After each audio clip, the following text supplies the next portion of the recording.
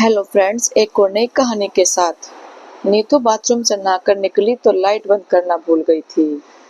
वह पूजा कर रही थी, तभी उसकी सास कमला जी ने बड़बड़ाना शुरू किया कि बत्ती ऐसे जलाकर छोड़ देती है जैसे बिजली मुफ्त में आती है, बिल भरना पड़े तो पता चले। नीतू मायूस होकर सुनती रही। पूजा करते हुए उसकी आंखें भर आईं। नीतू की शादी को 3 साल हुए थे। 2 साल तक सब ठीक चला। फिर अचानक उसके पति अक्षय की नौकरी छूट गई। दोनों बहुत परेशान थे। नीतू का बेटा भी 6 महीने का था।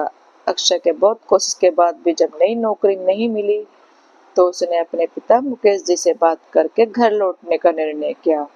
मुकेश जी ने अपने पुत्र को ढांढस बताया कि तुम यहाँ आ जाओ और दूसरी नौकरी की तलाश करो, परेशान होने की कोई जरूरत नहीं है।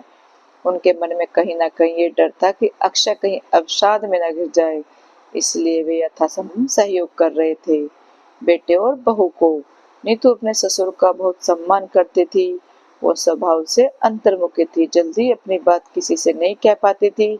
बड़ों को पलट कर जवाब देना उसके संस्कारों में नहीं था।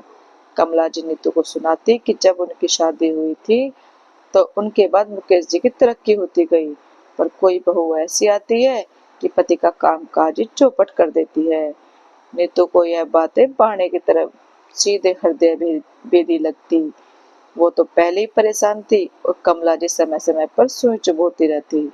आर्थिक परेशानी के कारण मुकेश जी ही बेटे और बहू का खर्च उठाते थे और कमला जी एहसान की परतें चढ़ाती जाती। नीतू का आत्मसम्मान कुचलता रहता। जब नीतू कहीं बाहर जाने को निकलती तो कमला जी 2-4 सामान लाने को कहकर बोलती, अरे तुम्हारे पास पैसे तो होंगे नहीं, चलो मैं दे देती हूँ।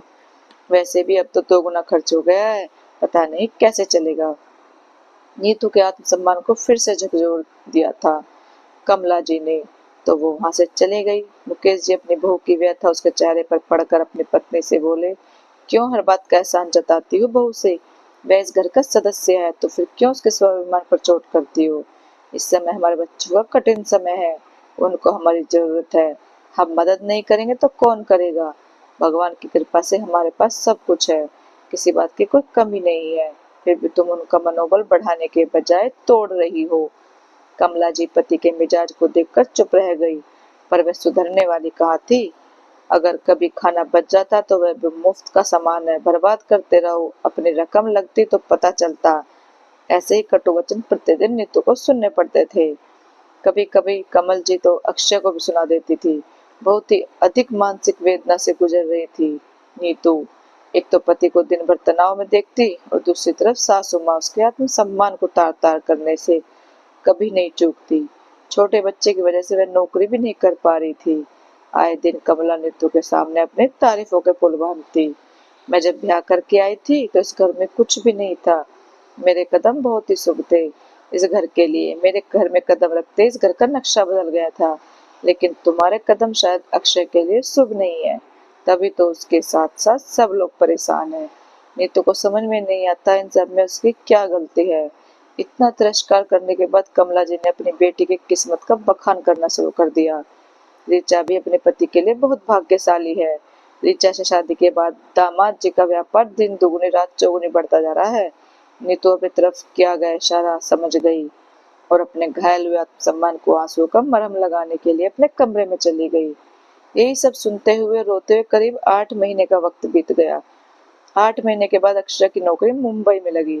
मुकेश जी ने बोला, पहले वहां जाकर अपने रहने की व्यवस्था कर लो, फिर नीतू और बच्चे को लेकर चले जाना। अगले ही दिन अक्षय मुंबई के लिए निकल गया और 4-5 दिनों के बाद फोन करके बोला, मैंने सारा इंतजाम कर लिया है और एक हफ्ते में मैं तुम्हें लेने के लिए आ रहा हूँ। इसी बीच अचानक एक दिन ऋचा अपनी बेटी के साथ अपने मायके आई।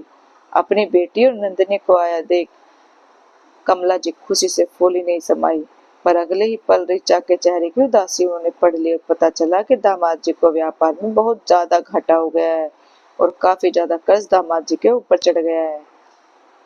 5 शोरूम में से 3 शोरूम दामाद जी के बिक चुके हैं। बस 2 शोरूम बचे हैं जो कि घाटे में चल रहे हैं। यह सब सुनकर कमला जी और मुकेश जी के ऊपर तो मानो वज्रपात हो गया। एक औलाद के दुख से अभी उभरे भी नहीं थे कि दूसरी औलाद का दुख सामने आ गया। ऋचा ने कमला जी को बताया कि उसकी सास तो बहुत ज्यादा ताने देती है, कोई मदद करती है तो बस एहसान गिनवाती रहती है। मेरे आत्मसम्मान को पूरा तार तार कर रख दिया है। ऋचा की बात सुनकर कमला जी के विचार एकाएक बदल गए और वह बोलने लगी, तुम्हारी सास को अक्ल नहीं है क्या? ऐसे समय में बेटे बहू को भावनात्मक संबल की जरूरत होती है और वह तुम्हें ताने मार रही है। उन्हें तुम दोनों के साथ खड़ा होना चाहिए। कमला जी की बातें सुनकर नीतू से रहा नहीं गया और वह बोल पड़ी, मम्मी बेटी का दुख देखकर एकाएक आपके अंदर इतनी समझदारी कहाँ से आ गई? कल तक जब मैं इस परिस्थिति में थी तब तो आपने नहीं सोचा कि मुझे और आपके बेटे को आपके भावनात्मक संबल की जरूरत है, ना कि आपके तानों की। दूसरों के आगे हाथ फैलाना कितना पीड़ादायक होता है मुझे बहुत अच्छे से पता है। 8 महीने में इस दुख को झेला है, इसलिए मेरी चा दीदी के दर्द को बहुत अच्छी तरह समझती हूँ। लेकिन मेरा आत्मसम्मान तो आज तक आपके तानों से लहूलुहान होकर पड़ा हुआ है, उसे तो आप कभी भी नहीं देख पाई। क्या आत्मसम्मान का आकलन रिश्ते देखकर किया जाता है? बेटी का आत्मसम्मान आत्मसम्मान होता है और बहू का आत्मसम्मान नगण्य होता है। नीतू ने अपने नंद ऋचा से कहा, दीदी आप परेशान मत हो, आपका दुख मुझे अधिक कोई नहीं समझ सकता, लेकिन जैसे मैंने इस कठिन समय को पार कर लिया, जल्दी आपका भी यह कठिन समय निकल जाएगा।